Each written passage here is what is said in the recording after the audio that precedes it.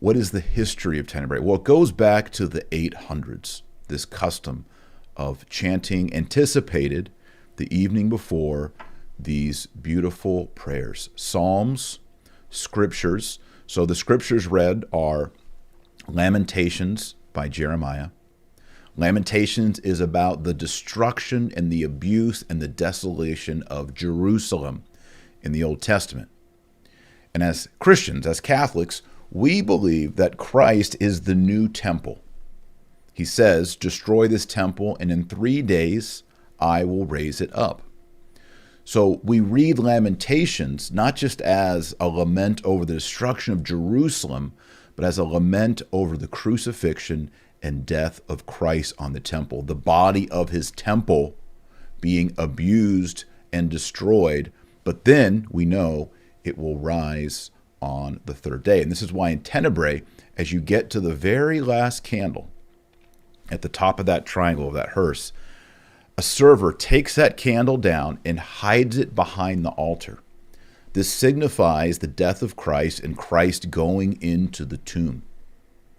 Now, Christ's soul is still alive. Christ's soul, we believe, descends to the dead, descends into Sheol, the inferno, into hell, and delivers the Old Testament saints, the Old Testament righteous, that is Abraham, Isaac, Jacob, Sarah, Ruth, King David, the prophet Isaiah, all of them, and brings to them eternal salvation. Because before this time, before Christ dies on the cross at 3 p.m., no human can enter into the presence of God because the payment for sin has not been laid down. And when Christ dies on the cross and he says, consummatum est, it is consummated, it is finished, the veil in the temple rips from top to bottom. And that signifies that humanity can now enter back into God's presence in heaven in the beatific vision. The reason why you probably haven't seen or heard Tenebrae, if you're one of those people that are like, what's Tenebrae? What's it all about? The reason is because a major change happened in Holy Week beginning in 1951 on trial and then officially 1956 and forward. So if you use a 1962 missal or 1962 rubrics, this is going to affect you.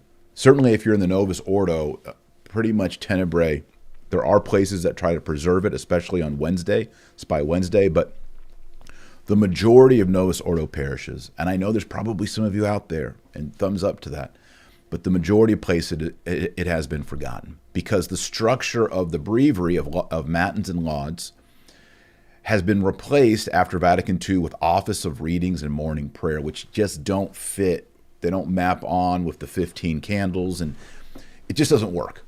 All right. And by the way, these 15 candles that are extinguished, Christians over time have seen these as signifying the apostles and the various people around Christ. As the Jews and the Romans come and he's betrayed with a kiss, each candle goes out until there's only Christ alone. Christ alone is left. And then, of course, he dies and goes into the tomb. Like I said, in 1951, 1955, you had some changes by Pope Pius XII for Holy Week. And one of the things that they wanted to do under the influence of Annibale Bugnini, who was not a good guy, and I think deceived Pius XII, and in some ways even deceived Paul VI, we've learned in retrospect. They said, you know what? The Mass of the Last Supper on Thursday, traditionally, it was held in the morning. He goes, Jesus had the Last Supper at night, so let's move that Mass into night. Okay, one problem with that is you had to fast from midnight until you receive communion. So you have to fast from midnight till 7 p.m. on Thursday. That's a long fast with no food. So Pius XII changed the fasting rules from midnight to Eucharist to, in these evening situations, 3 hours before Mass. And this is where we see the Eucharistic fast starting to break down and erode, is in the 1950s, Pius XII. Also, Good Friday, that Mass was said in the morning. And they said, well, we need to move that to like 3 p.m., more in the time where Christ was actually crucified and when he died, maybe even the evening so people can go after work. And so now you also have to have a 3-hour fast. And you can see that if Tenebrae is being traditionally recited at 5 p.m., 6 p.m., maybe 7 p.m., now you have the masses moving into the evenings and sort of squishing Tenebrae out. Same thing for Holy Saturday. If the Holy Saturday was going to be said on the Good Friday night and you have Good Friday liturgy bumping in, this is why Tenebrae disappears for the most part in the 1970s and 80s. And we've seen in the last 10 years, 10, 15 years, sort of a rebirth, a renaissance of Tenebrae. I would encourage you, if you can this year, to attend one. In some places, churches will offer Tenebrae. They won't want to anticipate it the night before. They'll do it in the morning, 8 a.m., 7 a.m., 8 a.m., 9 a.m. Problem with that is you lose your darkness. You lose the Tenebrae, the darkness. If you're extinguishing candles but it's daylight outside, it's kind of, I